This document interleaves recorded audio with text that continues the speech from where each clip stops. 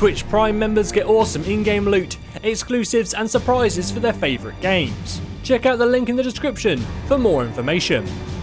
From frying pans to shotguns, there are a lot of different weapons in Player Unknowns Battlegrounds, and you can only carry so many at once. So to help you decide what to arm yourself with, I'm going to give you the rundown on every type of weapon in the arsenal. First, let's take a look at assault rifles.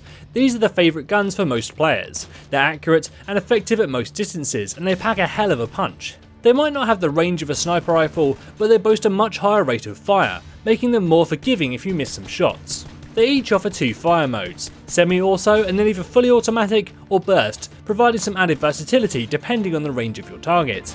They also have a lot of room for attachments to improve them even further. Getting either a red dot or holographic scope will make it even easier to use, and a compensator can boost your accuracy even further.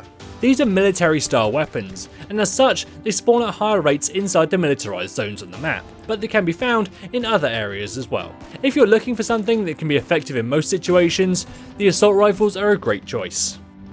Shotguns are the kings of close range combat. If you're clearing out a house or other structure, they will outperform almost any other weapon. However, out in the open, they lose some of their effectiveness. While they can still challenge someone at a few meters away, the damage drop off is harsh, and at mid to long range, they have almost no stopping power, although a choke attachment can give them a little bit more range. Shotguns are one of the most niche weapons in the game. Early on while hunting for loot, they can be great at helping you to safely clear houses, but in the later game when fighting is more likely to be outside, they simply lack the range to compete. Pistols are some of the most common weapons in the game, and for most rounds, they'll probably be the first guns you get your hands on, so get comfortable using them. They will actually do surprisingly good damage at medium range, but it's likely you'll not use your pistol again once you get some primary firearms. But just in case, look out for a quick draw magazine attachment to help you get the gun up faster. Sniper rifles are the ultimate weapons when it comes to range and power. If you're looking to take someone out over a long distance, then these are the guns you want in your hands. However, they do suffer from low magazine size and low rates of fire, meaning you're going to need to make every shot count. They have a lot of great options for attachments. Obviously a good scope is a must, but look out for a cheek pad as well. It will make your recoil recovery quicker and reduce the weapon's sway, and if you're lucky and find a suppressor, it will be very effective at making it harder for the enemy to pinpoint your location as you take them out. But keep in mind that without one, sniper rifles are very loud. If you choose to run a sniper rifle as one of your main weapons, pair it with something like an assault rifle to offer you some mid-ranged options. The crossbow is one of the most unusual weapons in Battlegrounds. It lacks the stopping power of weapons like the shotgun, the fire rate of assault rifles, or the range of sniper rifles, but it does offer something else.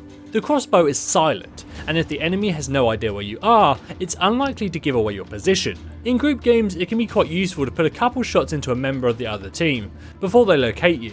However, with that said, it only holds one bolt at a time, and it's very slow to reload, so generally you'll probably want to swap it out unless going for some very specific strategies. DMRs are the weapons that sit somewhere between an assault rifle and a sniper rifle. Their effective range falls somewhere between the two, and they pack more damage per bullet than assault rifles, although they do have smaller magazine sizes, but you could boost this with an attachment. Getting a scope with some magnification will help you to land the shots cleanly, and don't underestimate a muzzle mod to help you stay more concealed. They're effective for picking up precision kills at medium to long range, and they're a bit more forgiving than sniper rifles if you miss a shot. However, they do lack the assault rifle's ability to put a lot of shots downrange very quickly, and this can make them less effective if you're trying to rush someone or assault a building. You'll generally need to play a little bit more passively if you're kitted out of a DMR. Submachine guns are all about spraying and praying. These weapons are used in close quarters combat, and they have a very large clip size and high rates of fire. They will outdamage most other guns in close quarters combat apart from a direct hit from a shotgun. Just make sure to switch the fire mode to fully automatic. However, they lack accuracy, and they become less effective the further away the target is. You can help with this a little by attaching a grip or getting an extended magazine to let you unload even more bullets from a single clip. The final type of firearm is the light machine gun. These are essentially the big brothers to the assault rifles, with their higher rates of fire and increased bullet damage. However, they lose their effectiveness at longer ranges, and they burn through ammo very quickly, which can leave you in a difficult situation. They also lack the customization of attachments that assault rifles offer, and this can limit their usefulness. Melee weapons are really just a last resort. Ideally, you should never have to use one, but occasionally in the early game, it's your only option. For the most part they're pretty much all the same, but the pan actually provides a little bonus as it will block bullets both when you're holding it and when it's hanging on your back. And if it came down to it, you could down an unarmoured foe with 2 hits to the body or 1 good smash to the head.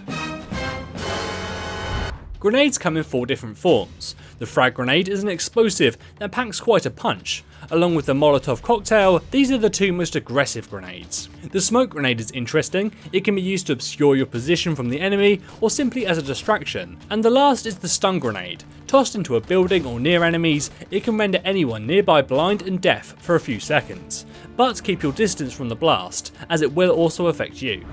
So which of these weapons is your personal favourite, and do you have any tips for using it? Let me know in the comments below. As always, this is James for Cares saying thanks for watching and enjoy the game. Twitch Prime members get awesome in-game loot, exclusives and surprises for their favourite games. Check out the link in the description for more information.